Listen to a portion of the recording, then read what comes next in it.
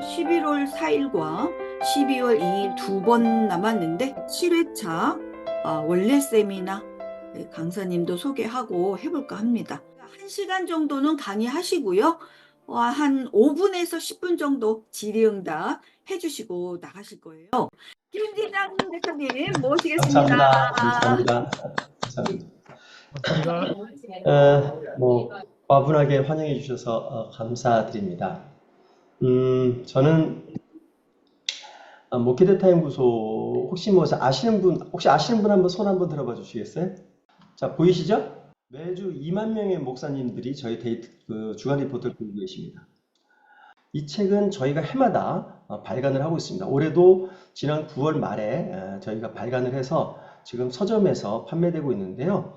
그냥 일방적인 자기 주장, 자기 생각이 아니라 객관적인 설문조사를 통해서 저희가 이 조사가 이루어졌습니다. 그래서 보시는 것처럼 크게 6가지 조사, 총 6,700명을 대상으로 한 이 조사를 한 결과가 제가 오늘 여러분들 설명드린 데 담겨 있다. 이렇게 보시면 될 것 같습니다. 자, 먼저 한국교회의 미래가 어떨지 한번 보겠습니다. 2024년도에 우리나라의 2024년도에 우리나라 총인구는 약 5,200만 명 정도가 예상이 됩니다. 그 중에 기독교인의 비율은 16.2%예요. 2050년도까지 가면 어느 정도 줄어드냐면 11.9%, 전 국민의 11.9%까지 기독교인이 줄어듭니다. 기독교인 인구수로 따지면 560만 명으로 줄어드는 거죠. 그래서 굉장히 큰 감소를 보이고 있다. 무려 한 300만 명이 30년도 아니죠. 한 25년 사이에 기독교인 인구가 한 300만 명이 줄어드는 겁니다. 엄청나게 줄어드는 거죠. 11.9%가 줄어드는 거고요. 그 비율이 그 정도 되는 거고요. 근데 이걸 인구 비중으로 보시면 어떤 현상이 있으면요. 2024년도에 어린이 청소년, 그러니까 10대 때까지 10대 이하, 만 18세 이하의 차지하는 비중이 14.7%입니다. 우리나라 전체 기독교인 가운데. 그리고 2030 세대는 26%, 3040 세대는 30.4%, 60세 이상은 28.9%를 차지했습니다. 제일 많은 건 4050 세대였어요.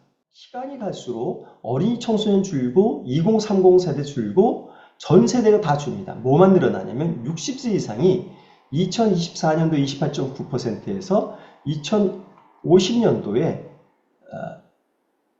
2050년도에 43.9%로 늘어납니다. 보시면 특히 2030 세대가 20.0%, 16.7%로 감소폭이 제일 큽니다. 증가폭은 60대 늘어나는 거죠. 그러니까 2050년 되면 우리나라 전체 기독교인 가운데 절반 가까이가 60세 이상이 된다고 하는 겁니다. 굉장히 고령화되는 거죠. 앞에서 보신 것처럼 전 세대 가운데 2030 세대가 특히 많이 줄어들게 되는데 2024년도에는 2030 세대의 우리나라 기독교인 수가 215만 명인데 이게 2050년도에는 100만 명도 안 됩니다. 94만 명으로 절반 이하로 줄어드는 겁니다. 그러니까 교회에 가면 이제 젊은 사람들 찾아보기 힘든 세상으로 가는 거예요. 지난 주일날 어떤 예배를 드렸느냐 물어봤습니다. 그랬더니 출석교회 현장 예배를 드렸다는 비율이 79%인 겁니다. 그리고 온라인 예배 드렸다는 비율은 9%밖에 되지 않습니다. 2020년 4월에는 현장 예배를 드렸다는 비율이 지난 14%였습니다. 이때는 뭐냐면 코로나로 인해서 사회적 거리에서 예배를 제대로 드릴 수 없는 거예요. 한참 이때는 코로나 때는 52%, 온라인 예배 드리는 비율이 52%였는데 이게 9%까지 떨어지는 겁니다. 그래서 한때는 이젠 온라인 예배가 대세다라는 이야기가 있었는데 그렇지 않은 것이 이 결과로 드러났습니다. 우리가 Z세대의 고민을 좀 알고 이들을 목회적으로 어떻게 이들에게 목회적 충족을 시켜줄 건지 고민을 해야 됩니다. 그런 측면에서 Z세대 고민을 한번 보시죠. 목회자하고 Z세대 놓고서 자 20대가 어떤 고민을 하고 있습니까? 물어봤더니 목사님들은 진로 취업일 거야가 4명 중에 3명이 응답을 했는데 실제 Z세대들은 진로 취업도 많이 고민하지만 연애, 결혼에 대한 고민도 굉장히 많이 합니다. 이제 연애, 결혼의 고민은 뭐냐면 내가 가정을 꾸릴 수 있을까? 내가 가정을 꾸릴 수 있는 경제적 기반이 마련될 수 있을까? 그리고 내가 내 집을 가질 수 있을까 합니다. 그런데 이들은 외롭습니다. 왜 외롭냐? 고민을 해결하는 게 기껏 혼자서 하는 겁니다. 혼자서 해결한다, 기도한다. 모두 혼자 해결하는 거예요. 그래서 요즘 개인주의를 뭐라고 하면 핵개인주의라고 합니다. 핵개인주의. 아주 원자 핵처럼 완전히 뿔뿔이 터진 그런 개인주의라는 겁니다. 그러다 보니까 고민도 혼자 안게 되는 거고, 그래서 이들은 외롭고 우울증인 겁니다. 그러다 보니까 이들이 궁극적으로 뭘 가냐면 자살이 가는 거예요. 20대의 사망 원인의 1위가 자살입니다. 바로 그렇기 때문에 이들이 교회에서 어떻게 소그룹 안에서 다른 친구들과의 관계를 맺어줄 거냐, 이 부분이 굉장히 그 20대를 신앙 지도에 매우 중요한 부분입니다. 그래서 이 부분들에 대한 교회의 노력이 있어야 되는 거죠. 얘들은 만나는 게 중요한 거예요. 얘들은 온라인이라고 하는 거는 만나지 않아요. 만나서 얼굴 보고 웃고 떠들고 이야기하는 게 그 무엇보다 중요하기 때문에 코로나 상황에서도 오히려 얘들은 더 많이 먹는 겁니다. 그래서 우리가 그런 오해, 20대들에서는 그래서 더욱더 적극적으로 오프라인에서 활동할 수 있는 기회를 많이 제공해 주는 게 중요하다는 겁니다. 그런데 문제는 이들이 교회에 실망을 많이 한다는 겁니다. 특히 어떤 점에 실망합니까? 위선적인 모습입니다. 성도들한테 물어봤습니다. Z세대, 20대를 포용하기 위해서 뭐가 중요합니까? 했더니 수평적 의사소통이 중요하다라는 거죠. 이건 매우 중요합니다. Z세대를 개선할 때, 대할 때 개선돼야 되는 모습도 담임 목사님들은 물어봤더니요. 일방적 소통이나 훈계하는 거, 이거 줄여야 됩니다. 저희 교회에서는 매월 마지막 토요일날 청년부가 창신동 쪽방촌에 가서 생필품을 전달하는 봉사활동을 합니다. 어유 잘한다, 말만 하고 뭐 이렇게 해라 저렇게 절대 그런 말 하지 말고 잘한다는 얘기만 하고 끝나고 나서 그냥 커피나 사주세요라고 얘기를 합니다. 왜냐하면 장로님들 가서 이야기하면 대부분 얘기가 나 이랬을 때 야 너희들 이렇게 하는 게 좋아 라고 얘기를 하죠. 물론 사랑하는 마음이 하지만 그게 어린 20대가 보기에는 꼰대 같은 모습으로 비춰지는 겁니다. 자, 이제 고령 친화 교회인데요. 지금 앞에서 보신 대로 2050년 되면 기독교인 절반 좀 가까이가 기독교인입니다. 근데 그거는 나는 기독교인이라고 얘기하는 거고 실제 출석교인을 보면 이미 전 출석교인 가운데 절반이 60대 이상인 교회들이 굉장히 많죠. 여러분 한번 둘러보세요. 저희 교회도 절반 가까이가 이미 출석하는 교인들을 보면 절반 가까이가 60대 이상입니다. 고령자입니다. 고령자가 절반 정도를 차지한다면 고령자가 행복하지 않으면 그 교회의 행복의 총량은 줄어들 수밖에 없습니다. 그러니까 목사님의 한마디, 아유 권사님 오셨어요? 집사님 오셨어요? 어르신 오셨어요? 라고 하는 따뜻한 한마디는 젊은 사람들한테보다 고령자들한테 몇 배의 효과를 가져오는 겁니다. 중요하다는 말씀을 드렸습니다. 자, 담임 목사님들 물어봤습니다. 향후의 목회에 어떤 점에 중점을 둘 거냐라고 물어봤더니 현장 예배단의 비율이 제일 높아요. 그런데 2023년도에 보시면 현장 예배라는 비율이 43% 제일 높긴 한데 똑같이 높은 게 뭐냐면 교회 공동체성 회복입니다. 42%, 그리고 소그룹이 32%예요. 그래서 소그룹의 가장 큰 유익은 성도의 교제, 공동체성이에요. 여기서 뭘 얻냐면 삶의 위로와 안정감을 얻습니다. 정기적으로 참석하는 사람들이 심리적인 안정, 이 네 가지에서 그렇다 응답한 비율이 높은 거예요. 소그룹에 있는 분들이 심리적 안정이 훨씬 더 높다는 게 실증적으로 드러나는 겁니다. 자, 그러면 소그룹 활동은 단순히 어떤 심리적 안정만 주느냐, 그게 아닙니다. 신앙 활동에도 적극적으로 긍정적 기능을 합니다. 보시는 것처럼요. 온라인상에서 예배, 설교 등 기독교 콘텐츠를 본다는 것도 소그룹 활동자 74, 소그룹 비활동자 54예요. 기독교 방송 시청 청취도 45, 20, 신앙 상담도 37, 성경 공부 제자 훈련도 25, 6, 큐티 나눔 24, 5, 기독교 신문 잡지 서적 읽음 21, 8, 기독교 모임 참석 24, 4. 신앙 활동을 거의 못했다 일주일 동안 33이죠. 9밖에 안 되고요. 무슨 말씀이냐? 소그룹 활동하는 사람이 그 사람이 심리적 안정을 얻을 뿐만 아니라 신앙 활동에서도 소그룹 활동이 이만큼 중요하다는 걸 의미하는 겁니다. 또 하나는 담임 목사님한테 물어봤습니다. 향후 성장 가능성 있는 교회는 어떤 교회라고 보십니까? 했더니 1등으로 나온 게 뭐냐면 소그룹 모임이 활발한 교회입니다. 우리는 흔히 설교만 좋으면 돼라고 얘기하잖아요. 사람들이 어디에요? 설교가 좋은 교회를 찾아간다고 얘기를 해요. 물론 보시면 설교가 은혜로운 교회도 21%인데 근데 소그룹 모임이 활발한 교회가 24%라는 겁니다. 그러니까 우리가 통념적으로 갖고 있는 설교만 좋으면 교인들이 다 오게 돼 있어. 아니라는 겁니다. 요즘 사회는 그게 아니라는 거예요. 자, 그러면 소그룹을 활성화시키기 위해서는 어떻게 해야 되느냐? 제가 한 서너 가지 말씀을 드리면서 제 강의 마치겠습니다. 첫째로는 소그룹을 활성화하기 위해서 뭐가 필요하냐? 소그룹 활동 방향과 목적에 대한 인식 공유가 필요하다는 응답이 31.21%입니다. 뭐가 제일 중요해요? 소그룹의 목적과 가치를 전 소그룹 구성원들이 공유해야 됩니다.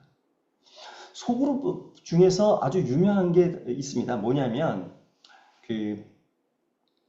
미국 휴스턴에 가면 서울 침례교회 최영기 목사님이 담임하시는 교회에 그 가정교회 있지 않습니까? 그 가정교회 소그룹은 정말 탄탄합니다. 근데 이 가정교회 소그룹을 저희가 조사를 해봤는데요. 가정교회 소그룹은 어떤 목적과 가치로 똘똘 뭉쳐 있냐면 새 생명 탄생의 축제입니다. 새 생명 잉태하는 거예요. 전도의 목적에 너무 투철하게 되어 있는 겁니다. 그래서 모든 성도들이 그쪽 집중되어 있는 거예요. 이거 외에 또 소그룹이 작긴 하지만 어떤 게 나들목교회라는 게 있습니다. 나들목교회라는 교회가 있는데 그 교회는 전에 하나의 교회였다가 지금은 분가해서 한 5교회인가로 쪼개졌는데요. 이 나들목교회라는 교회도 소그룹 지향적인 목회를 하는데 이 교회를 조사해봤더니 이 교회는 어떤 걸로 되어 있냐면 이 교회는 소그룹에서 구성원들이 공유하는 가치가 뭐냐면 하나님 나라의 구현입니다. 자기 생활 가운데서 하나님 나라를 구현하는 거예요. 근데 소그룹이 굉장히 잘 되고 있어요. 그러니까 전도든 하나님 나라의 실현이든 어떤 것이든 그 소그룹이 지향 가치가 문제든 목적과 가치가 뚜렷해야 소그룹이 잘 된다는 겁니다. 그 다음에 사랑으로 맺어진 구성원들의 관계는 그 두 번째예요. 뭐 이건 두 번째라기보다 당연히 기본으로 쫓아온다는 거겠죠. 두 번째로는 사랑의 공동체입니다. 제가 지금 말씀드린 거죠. 사랑으로 맺어진 구성원들 관계, 제가 좀 아까 앞에서 언급한 바입니다. 소그룹은 사랑의 공동체가 된다. 그러니까 서로 같은 방향, 가치관을 가지고 같은 방향을 바라보면서 그러면서 교인들끼리 서로 사랑으로 맺어진 구성원들의 관계가 된다. 제가 좋아하는 구절이 성경구절 10장 13절입니다. 서로 돌아보아 사랑과 선행을 격려하며 모이기를 피하는 사람들은 어떤 모임과 같이 하지 말고 오직 권하여 그날의 가까움을 볼수록 더욱 그리하자. 오직 권하여 그날의 가까움을 볼수록 더욱 그리하자. 즉 소그룹 서로 무엇을 나갈 것인지 무엇을 지향할 것인지 가치를 분명히 같이 하는 가운데 사랑과 선행을 격려하는 구성원들의 관계, 이게 소그룹의 활성화를 필요한 두 번째 중요한 조건이라는 겁니다. 세 번째 조건은 헌신된 리더가 필요하다는 겁니다. 세 번째, 아까 보신 그래프인데요. 세 번째, 헌신된 리더 17.7%입니다. 그러니까 소그룹에 대한 가치 공유, 첫 번째, 사랑적 관계, 두 번째, 리더의 헌신이 있어야 되는 거예요. 리더 헌신이 없으면 앞에 두 가지 조건이 충족된다 하더라도 소그룹이 운영될 수가 없습니다. 자, 요건 매우 그 다음에 네 번째 중요한 게 소그룹을 어떻게 묶을 거냐. 비슷한 연령대끼리 모이는 것이 좋다는 겁니다. 근데 요건 굉장히 중요한 점이 있어요. 지금 여러분들 교회에서 소그룹 어떻게 운영하시는지 보면 저희 교회는 이제 구역으로 운영이 되는데요. 구역을 모이면 젊은 사람들이 안 옵니다. 왜 안 오냐면 어르신들이 계시잖아요. 그러니까 젊은 사람들이 가면 어르신들을 모셔야 되는 겁니다. 어르신들은 수발 들어야 돼요. 그러니까 싫은 거예요. 그리고 이야기가 공감대가 안 됩니다. 어르신들 모이면 누구 욕해요? 정치 욕해요. 정치적인 얘기를 하셔요.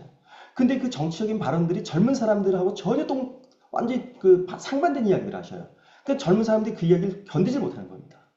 그러니까 어른들하고 같이 안 모이려고 그래요. 끼리끼리 모이려고 그래요. 그리고 끼리끼리 모여야 서로 같은 경험을 하고 공감도 이루어져서 더 속 깊은 이야기를 할 수 있어요. 그래서 비슷한 연령대끼리 모이는 거고, 그래서 요즘은 대형 교회에 가보면 예전에 대개 이제 구역이다 그러면 같은 지역, 같은 동네끼리 모이잖아요. 동네끼리 모이는 거 플러스 연령끼리 쪼개입니다. 이래서 강남의 서초동의 20, 30대 그룹, 강남 서초의 뭐 50대 그룹, 강남 서초의 60대 이상 그룹, 이런 식으로 연령별로 세분합니다. 근데 이게 굉장히 장점만이야. 그렇지 않아요. 단점도 있어요. 교회가 아이부터 어른까지 연령과 구분 없이 온 세대가 통합된 공동체가 돼야 되는데 분절적이 되는 문제점이 있어요. 그래서 제가 지난 며칠 전에도 그 미국 사정을 잘 아는 목사님이 얘기했는데, 미국은 오히려 전 연령대 상관없이 다 모인다는 거예요. 우리나라만 이상하게 비슷한 연령끼리 모인다는 겁니다. 근데 이건 우리나라 특수성이죠. 그러면 우리는 비슷한 연령끼리 모인다 하더라도 전 연령이 다 함께 세대 통합될 수 있는 교회 프로그램이 반드시 교회에 있어야 됩니다. 그게 없으면 교회가 하나의 교회가 될 수 없다는 거지. 자, 제가 이제 5시인데 제가 5분만 더 설명드리도록 하겠습니다. 그럼 소그룹 활성화를 위해서 뭘 지원해야 되느냐? 리더의 훈련이라는 게 60.9% 제일 높습니다. 앞에서 소그룹 활성화 조건 가운데 제가 리더를 말씀드렸는데, 리더를 훈련시켜야 된다는 것이 가장 중요합니다. 그러면 리더는 어떤 자질을 가져야 되냐, 어떤 자질을 교육시켜야 되느냐, 그래프 보시면요, 2가지입니다. 구성원들의 마음을 열 수 있는 환경을 조성하는 능력이고요, 구성원들의 마음을 열 수 있는 환경을 조성하는 능력, 모임을 항상 긍정적으로 이끄는 능력입니다. 이 2가지가 제일 중요해요. 무슨 말씀이냐면, 소그룹 모였을 때 서로 소그룹 구성원들이 그 마음을 열 수 있는 아이스 브레이킹, 어색함을 깨는 얼음 깨기죠. 아이스 브레이킹 할 수 있는 그런 스킬이 필요합니다. 어떤 가벼운 농담, 가벼운 화제를 통해서 사람들의 마음을 열어놓을 것이냐 하는 이제 그런 거 있고요. 그 다음에 소그룹을 모이다 보면 소그룹 가운데 요 3번째에 있긴 합니다만, 소그룹 구성원 가운데 같이 대화에 잘 못 끼는 사람이 있습니다. 성격이 소극적이라든지 이런 이유 때문에 그런 사람들도 소그룹에 소외되지 않도록 그 사람에 대한 관심을 가지고 그 사람을 격려하는 이런 기술들, 그리고 모임에서 항상 밝고 기쁜 그런 분위기를 유지할 수 있는 이런 어떤 기술들이 소그룹 리더에게 매우 필요하다는 겁니다. 그래서 리더 교육하려면 어떤 교육을 해야 되느냐? 소그룹 리더로서의 섬김과 자세인 겁니다. 소그룹 리더가 되면 자기가 져야 될 짐이 굉장히 많죠. 제가 아까 말씀드렸지만 그 가정교회에서는 반드시 집에서 모여야 됩니다. 밖에서 모이는 건 용인이 안 됩니다. 그리고 식사도 기본적으로 외부에서 시켜다 먹는 거 안 됩니다. 그 목자 목녀라고, 리더를 목자 혹은 목자 목녀라고 그러는데, 목자 목녀가 자기 집에서 자기가 식사를 준비해서 대접을 해야 되는 겁니다. 부담이 굉장히 크죠. 근데 재밌는 건 그런 가정교회 리더들하고 일반 교회의 소그룹 리더하고 저희가 비교해봤습니다. 당시 얼마나 영적으로 소진됐습니까? 지쳐있습니까? 물어보면 이쪽이 더 지쳐있대요. 가정교회가. 근데 그러면 소그룹 리더를 그만하고 싶습니까? 라고 물어봤을 때 아니요, 난 그래도 더 하고 싶습니다가 가정교회인 거예요. 왜요? 소그룹 리더의 자세에 대한 자기인식이 분명하기 때문에 그렇습니다. 나는 소그룹 리더로서 내가 희생해서 소그룹 구성원들을 섬겨야 되라는 그런 자세가 갖고 있다는 거예요.